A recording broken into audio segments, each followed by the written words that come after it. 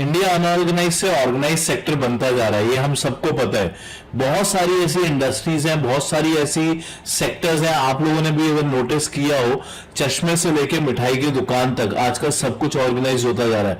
पहले क्या होता था, जब हम छोटे होते थे आपको साथ में मिठाई की शॉप मिल जाती थी, बट आपको हीरा स्वीट्स इस तरीके की ही ब्रांडेड शॉप्स मिलती हैं। अगर आपको स्पेक्स बनवाने हैं तो आप लेंसकार्ट में जाते हैं, कपड़े खरीदने हैं तो आप वेस्ट साइड या जूडियो में जाते हैं। तो आज इसमें हम बात करेंगे इस वीडियो में वेस्ट साइड और जूडियो कंपनी की, जिस कंपनी का नाम है ट्रेंट। एक ऐसी कंपनी जो ऑलमोस्ट 30 to 40% ग्रो कर रही है हर साल। सेल्स भी ग्रो हो रही है, मार्जिन्स भी ग्रो हो रहे हैं। टाटा ग्रुप से कंपनी बिलोंग करती है। ऑलमोस्ट 1000 से ज्यादा स्टोर्स ओपन कर चुकी है अभी तक, और अब तो ये दुबई में भी स्टोर्स ओपन कर रही है। तो ये देखना इंपॉर्टेंट होगा कि इस तरीके की कंपनी को हम किस तरीके से एनालाइज कर सकते हैं। पर स्टोर कितना रेवेन्यू निकल कर आ रहा है, जो पुराने स्टोर हैं क्या वो प्रॉफिट में भी है। और क्लोथिंग में, फैशन इंडस्ट्री में सबसे बड़ी प्रॉब्लम होती है इन्वेंट्री की। जो हमने कपड़े पहने हुए पुराने हो गए, अगर किसी ने नहीं परचेज करे तो इन्वेंट्री क्या लॉस में तो नहीं जा रही, उसके बारे में भी बात करेंगे। कंपनी के अभी अभी रिजल्ट्स आए हैं वो भी देखेंगे। कंपनी की फेयर वैल्यू क्या बन रही है, यहां से क्या आउटलुक बन रहा है कंपनी के बारे में, उस सब के बारे में डिटेल में बात करूंगा। हम जब भी किसी फैशन से रिलेटेड कंपनी की बात करते हैं ना, तो उसके लिए सबसे इंपॉर्टेंट होता है कि उसका ब्रांड क्या है। तो यहाँ पे ब्रांड तो बिल्कुल क्लियर है कि टाटा से बिलोंग करता है, कंपनी अच्छी है। स्टोर्स कितने ओपन हो रहे हैं, स्टोर्स का क्या एक्सपेंशन है, सप्लाई चेन कितनी है, उनका जो कॉम्पिटिटर्स हैं, जैसे कि अगर मैं बात करूं विशाल मेगा मार्ट है, डीमार्ट उनका कॉम्पिटिटर हो सकता है, क्लोथिंग में नहीं है, वो ज्यादा ग्रोसरी में है, बट हाँ वहां भी ग्रोथिंग हो रही है। तो सप्लाई चेन, कस्टमर एक्विजिशन, सब इसके बारे में। एक चीज हम बोलते हैं like to like. Like to like मतलब क्या होता है कि जो पुराने स्टोर्स हैं, जो एग्जिस्टिंग स्टोर्स हैं, वो कितना रेवेन्यू दे रहे हैं। क्या ऐसा तो नहीं कि जितना भी रेवेन्यू हम बात कर रहे हैं कि 30-40% से कंपनी ग्रो कर रही है, क्योंकि सेल्स बढ़ाना, इसको ध्यान से समझिए, सेल्स बढ़ाना कोई डिफिकल्ट काम नहीं है किसी भी बड़ी कंपनी का। कई बार हम देखते हैं कि टॉप लाइन में सेल्स बढ़ रही है तो इसका मतलब कंपनी अच्छी है।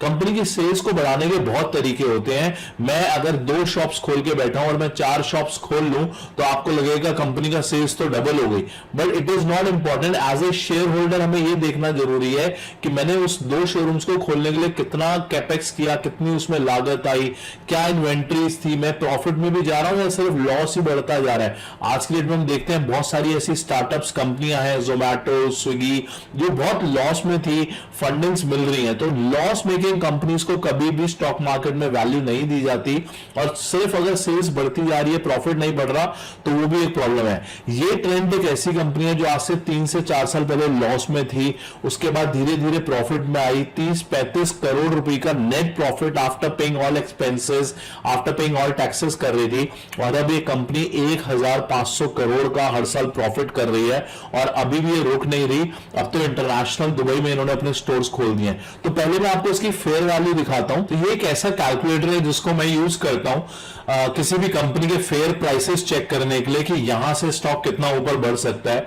अगर आपको इसकी डिटेल्स चाहिए तो नीचे आपको इसकी डिटेल्स मिल जाएंगी। अगर आपको इसका सब्सक्रिप्शन चाहिए तो यहां पे आप देख सकते हैं कि ट्रेंड के बारे में मैं बात कर रहा हूं। कंपनी की जो सेल्स ग्रोथ हो रही है अभी ऑलमोस्ट 38% की ग्रोथ हुई है। लास्ट ईयर 50% की ग्रोथ थी, वेरी गुड। और अगर कंपनी इसी हिसाब से यहां से 20%, 30% या 40% सेल्स ग्रोथ करती रही तो ये उनके टारगेट्स बन जाएंगे। ये तो बहुत अच्छी बात है। बट यहां पर अगर आप देखें तो फ्लैग भी दिखा रहा है, और ये फ्लैग ये है कि इसका जो पी है, यहां पे आप देख सकते हैं बहुत हाई है एज कंपेयर टू इसके जो इंडस्ट्री के पीज हैं। तो यहां पे आप देख रहे हैं कंपनी का जो प्राइस टू अर्निंग इसको बोलते हैं, टेक्निकली प्राइस टू अर्निंग के बारे में हम कभी बात करेंगे आने वाले वीडियोस में। बट इस चीज को इस तरीके से समझिए कि कंपनी का जो स्टॉक का प्राइस है डिवाइडेड बाय द अर्निंग्स जो आ रही है उसको पी, जितना भी ये नंबर कम होगा उतना अच्छा है।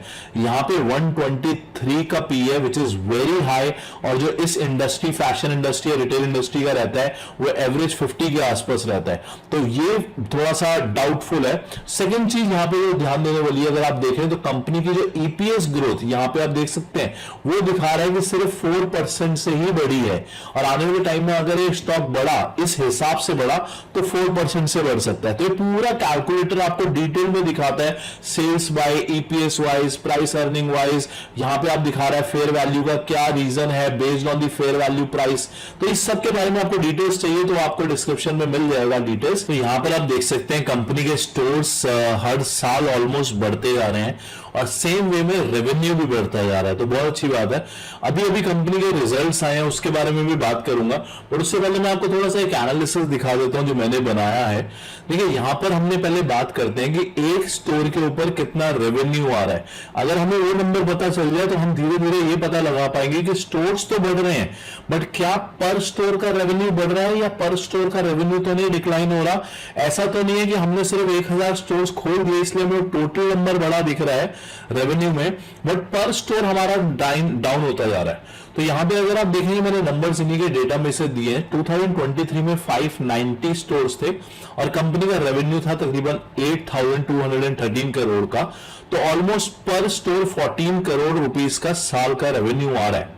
अगर आपको भी जूडियो या वेस्टसाइड के बारे में आपको लगता होगा ना कितना बिजनेस कर रहे हैं, तो ये है एक्चुअल बिजनेस। मेरे भी अभी घर के पास जूडियो भी खुला है, वेस्टसाइड भी खुला है, तो आप लोगों ने एक चीज और नोटिस करी होगी, इनकी अच्छी बात क्या है, वो ये अच्छी बात है कि ये कभी भी मॉल्स में शोरूम्स नहीं खोलते हैं। ये ज्यादातर आपको ओपन मार्केट्स में इनके शोरूम्स देखने को मिलते हैं। चलती रोड पे आपको राइट साइड में आप देखोगे या लेफ्ट साइड में आप देखोगे तो बड़े बड़े इनके शोरूम्स ऑन द रोड दिखेंगे। मॉल्स में ज्यादातर नहीं होते, मेन रोड पर होते हैं। उससे क्या होता है कि एक तो एडवर्टाइजमेंट्स का खर्चा कम होता है, ब्रांड अवेयरनेस होती है, लोग आते जाते देखते हैं, और लीज भी जो होती है, रेंट भी जो होता है उन्हें कम देना पड़ता है। तो कमिंग बैक टू दिस, अगर आप यहाँ पे देखें तो 2023 में जो इनका रेवेन्यू था पर स्टोर 14 करोड़ के आसपास था।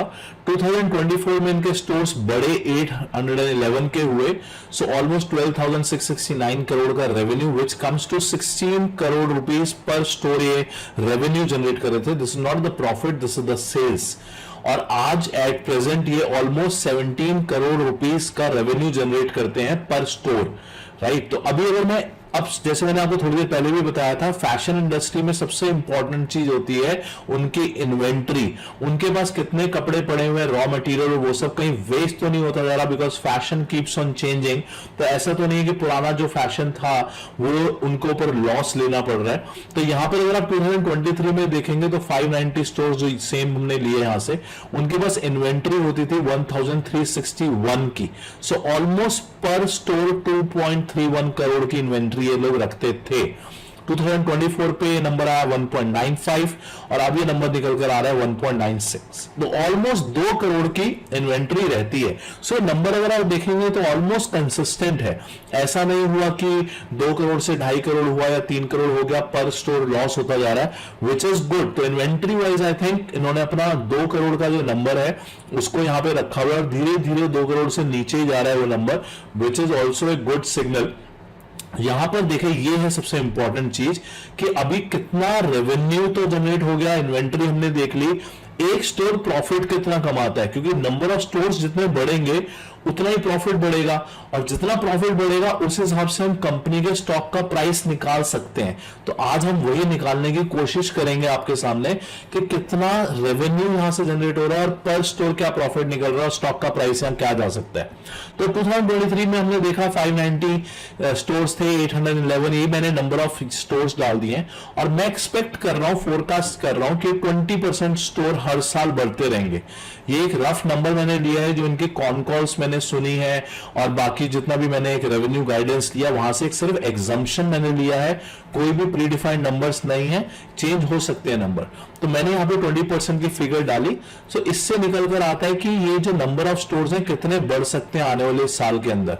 हर साल ऑलमोस्ट 200 से 250 से 300 स्टोर्स, अगर 20% ग्रोथ हो रही है तो इतने स्टोर्स बढ़ेंगे ट्रेंड के।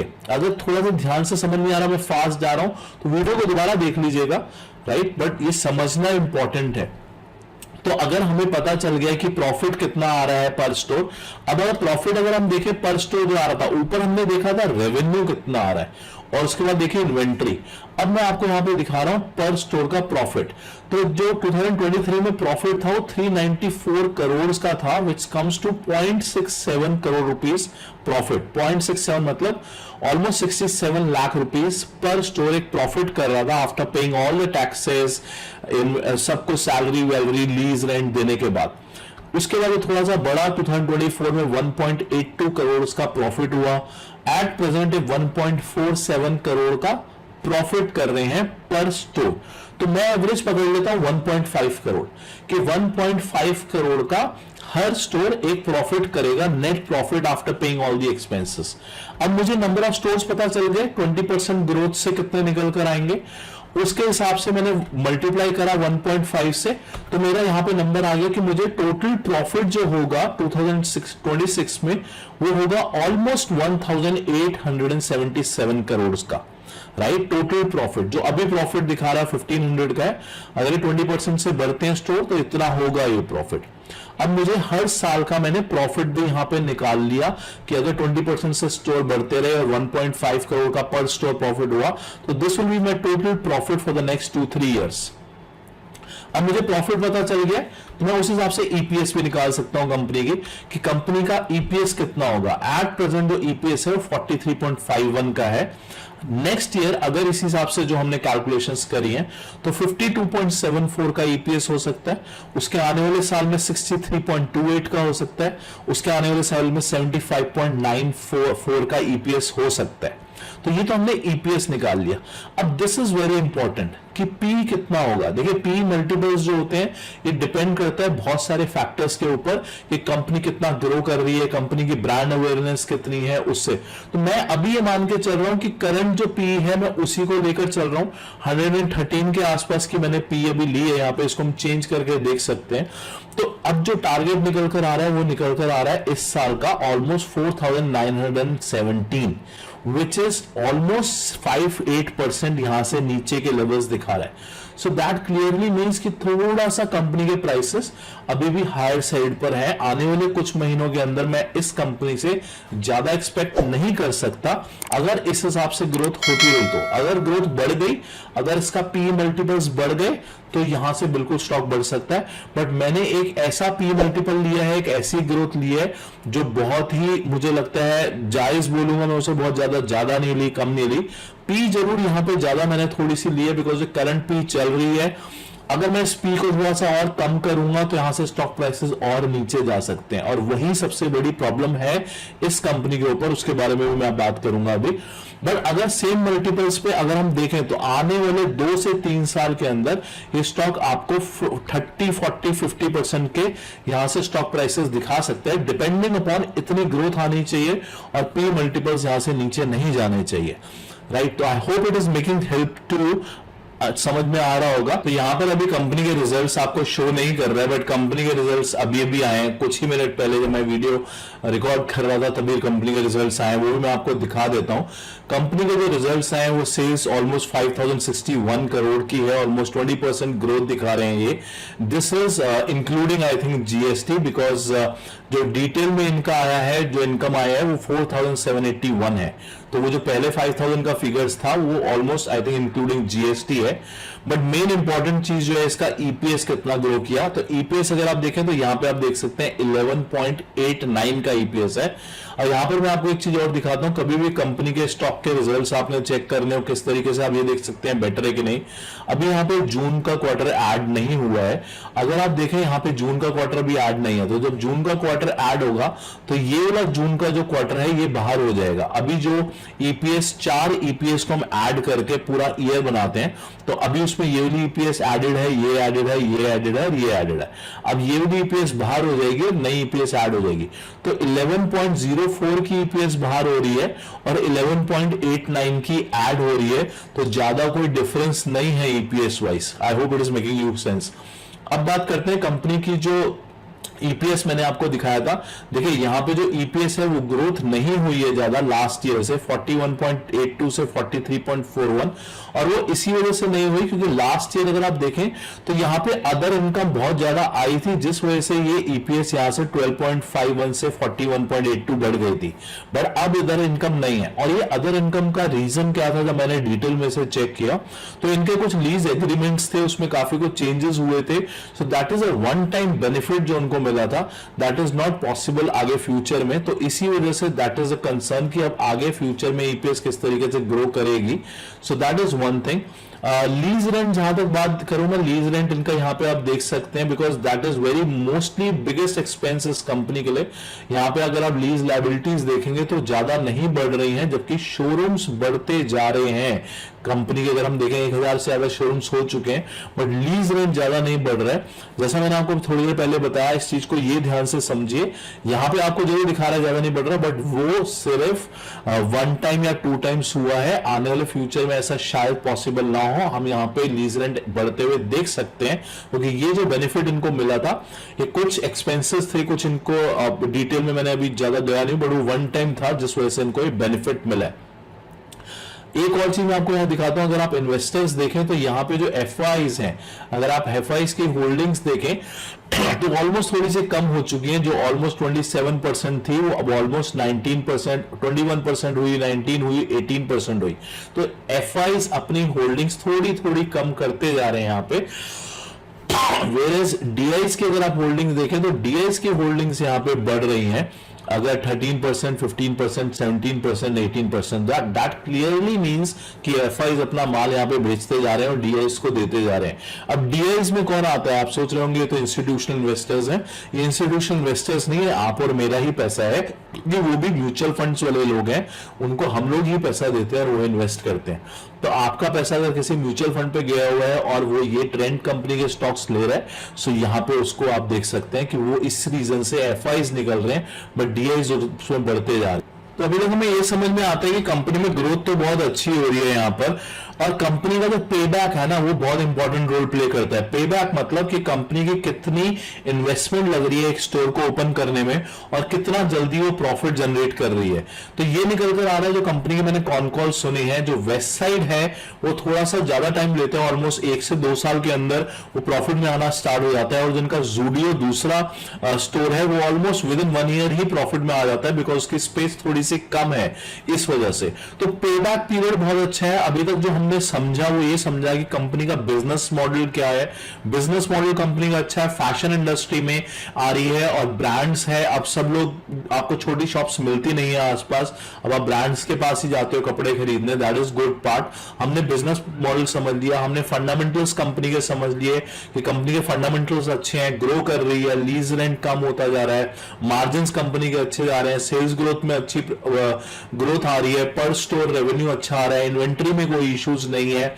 अब यहां पे ग्रोथ के क्या ट्रिगर्स हैं, क्योंकि कंपनी को बढ़ने के लिए ग्रोथ इज वेरी इंपॉर्टेंट। तो ग्रोथ में सबसे बड़ी जो मुझे प्रॉब्लम नजर आ रही है वो मैंने जैसा पहले बताया था, प्राइस टू अर्निंग। कंपनी की पी बहुत ज्यादा हो चुकी है, यहां से 133 के लेवल्स इज नॉट जस्टिफिकेशन, क्योंकि अब जो है कंपनी का बेस बढ़ता जा रहा है। बेस इन द सेंस जो कंपनी की सेल्स है वो अब थोड़ी सी और ज्यादा हो गई है। पहले जो 200-300 करोड़ की कंपनी थी वो 5000 करोड़ की कंपनी क्वार्टरली सेल्स कर रही है। तो अब यहां से उतना फास्ट ग्रो करना थोड़ा सा डिफिकल्ट हो जाएगा। बट हाँ, जैसे कंपनी अब स्केल कर रही है दुबई के अंदर, यूएई के अंदर, इंटरनेशनल अगर और स्टोर्स खोलती है, so that could be a good trigger point. उस चीज को ध्यान रखना है हमने कि क्या कंपनी इंटरनेशनल जा रही है, कितने स्टोर्स और एक्सपेंड कर रही है इंटरनेशनली, क्योंकि वहां से मार्जिन ज्यादा अच्छा आने की उम्मीद है, और कंपनी की पी कितनी हम यहां पे दे सकते हैं, दैट इज वेरी इंपॉर्टेंट। तो ये 2 चीजों को आपको ध्यान रखना है। आपका क्या नजरिया, आपके पास स्टॉक है या नहीं है, क्या करना चाहेंगे, कमेंट में मुझे बताइएगा। बट हाँ, आने वाले कुछ टाइम के अंदर शायद पी री रेटिंग यहां पे आपको देखने को मिल सकती है। आई hope it is making you sense. Comment में जरूर बताइएगा। Thank you so much.